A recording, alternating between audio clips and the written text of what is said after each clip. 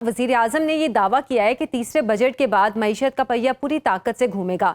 ऐसा क्या है इस बजट में कि वजीर आजम इतने कॉन्फिडेंस से कह रहे हैं कि अब मईशत का पहिया पूरी ताकत से घूमेगा? देखिए, अगर आप पिछले कई दिहाइयों से देखें तो जब भी कोई हुकूमत आती है, IMF से कर्जा लेती है और कुछ अरसे के बाद ये दावा करती है कि जो मईशत हमने बहाल कर दिया, अब मईशत तेजी से तरक्की की तरफ गामजन है। आपको याद होगा, इन्होंने उड़ान पाकिस्तान प्रोग्राम का भी नाम दिया था। जी जी। इससे पहले जो था, फौजी हुकूमत ने भी यही किया, पीपल्स पार्टी ने भी यही किया, तहरीक इंसाफ ने भी यही किया। तो ये तो सियासी बात है ना, तो इसको तो आप छोड़ दीजिए। जब वो खुद ये कहते हैं कि मईशत की शरह नमू 4% रहेगी अगले साल, खुद ही कह रहे हैं ना, मैं तो नहीं कह रहा। अब ये तो होगी तो नहीं, लेकिन अगर मैं ये कहूँ कि 1980 से 2022 तक ये जो 42 साल है, इसमें पाकिस्तान की औसत सालाना शरह-ए-नमू 4.7% थी। ये आपके नुस्खे से भी आपने कम कर दी। जी। महंगाई जो है वो 8.5%, खुद ही कह रहे हैं कि होगी, लेकिन मेरा ख्याल ये कि 12-13% होगी।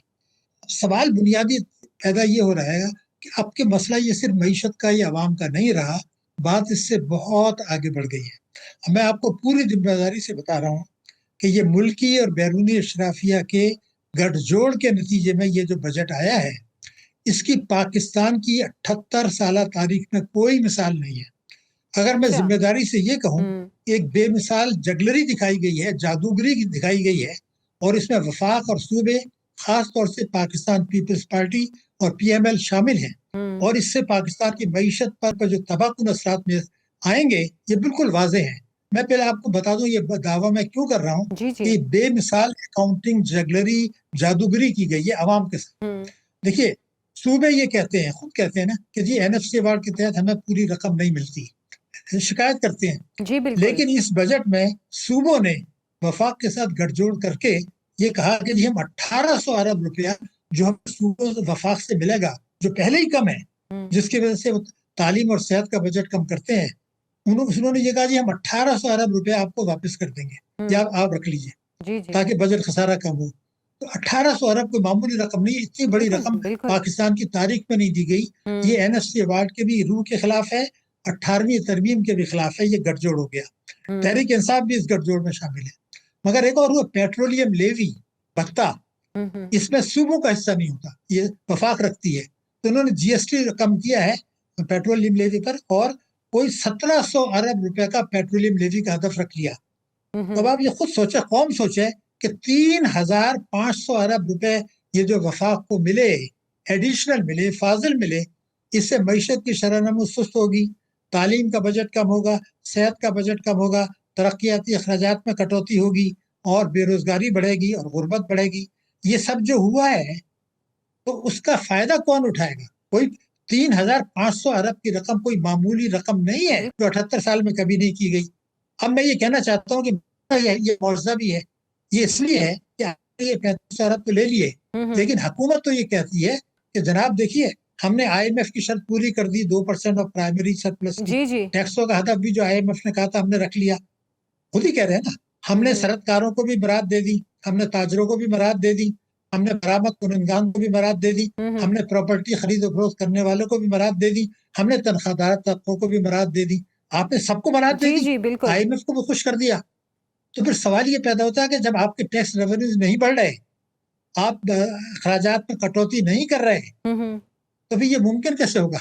है ना, या तो आप कहें जी मैंने टैक्स रेवेन्यूज बढ़ा लिए, टैक्स की चोरी रोकी, वो तो आप नहीं कर रहे, अखराजात भी कम नहीं कर रहे।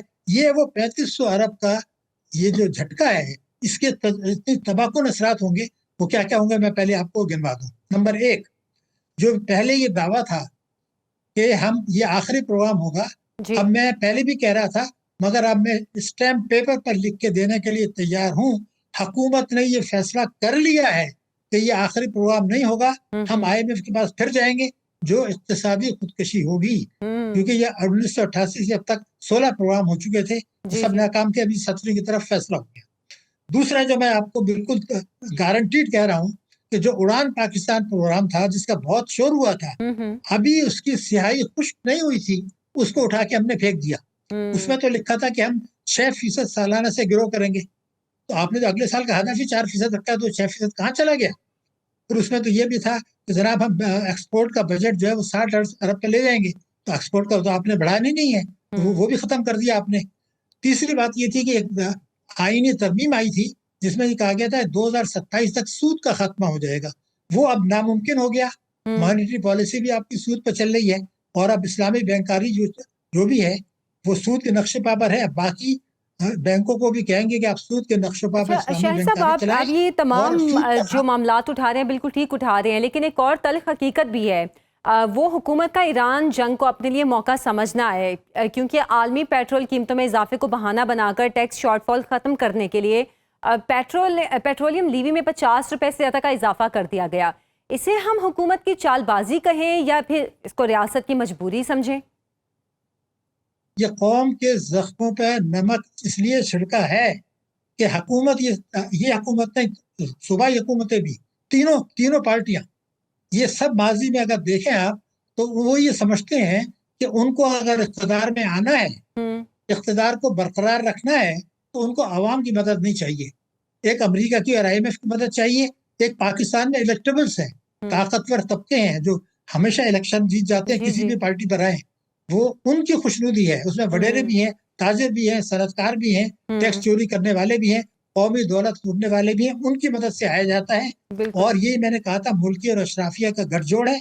इसमें फिर स्टेट बैंक भी शामिल है, उसमें नेपरा भी शामिल है, उसमें SECP भी शामिल है, स्टेट बैंक भी शामिल है, और उसमें जो है ना बैंक्स का बड़ा अहम किरदार है। उन्होंने पाकिस्तान की, इसलिए मैं ये जुमला कह सकता हूँ कि मैं आज की तारीख में पाकिस्तान का सीनियर तरीन चंद बैंकर जो है उसमें मेरा शुमार है। और मैंने यूरोप में और अमेरिका में और मिडिल ईस्ट में बहुत सीनियर पोजीशन पे बैंकिंग की है। जो कुछ बैंकों ने किया है, अगर दुनिया में कोई एक मिसाल पेश कर दें मईशत को तबाह करने के लिए, उन्होंने क्या किया कि 34,000 अरब रुपया, माफी चाहूंगा 39,000 अरब रुपया गवर्नमेंट को दे दिए जो उनका काम नहीं था, और 14,000 अरब रुपए 25 करोड़ की आबादी को दिए कर्जे ताजिर सनतों के लिए, तिजारत के लिए, बरामद कुनंगान के लिए, माइक्रो फाइनेंस के लिए, किसान के लिए 14,600 और 39,000 गवर्नमेंट के।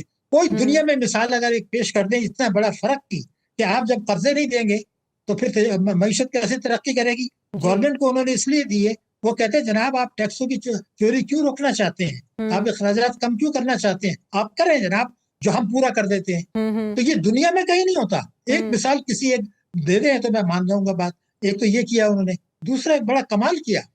देखिए मैं आपको रिकॉर्ड पे बता रहा हूँ, सूदी बैंकों की मैं बात कर रहा हूँ, इस्लामी बैंकों ने तो तबाह बर्बादी की वो अलग है।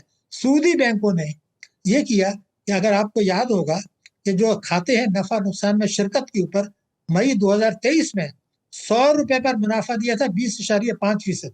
100 रुपए पर 20 रुपए 50 पैसे का मुनाफा।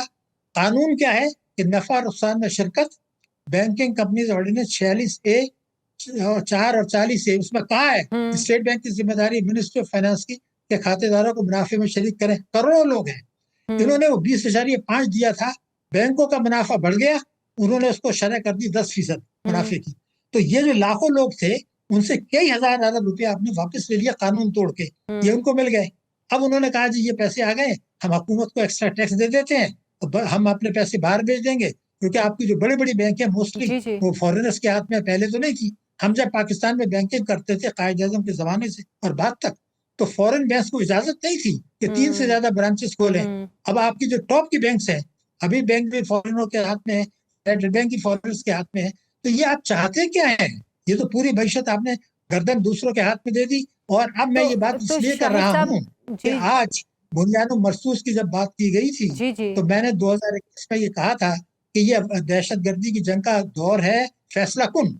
इसमें पहला हदफ है इसराइल को नक्शे में रंग भरना, उसके बाद ईरान को नुकसान पहुंचाना, उम्मत मुस्लिमा को, और पाकिस्तान और अफगानिस्तान में दहशतगर्दी कराना। ये मैंने 2021 में लिखा था। ये चारों हो गई सही। अगली मैंने कहा था कि जब ये हालात बेहतर हो जाएंगे तो फिर अगला हदफ होगा पाकिस्तान। बिल्कुल।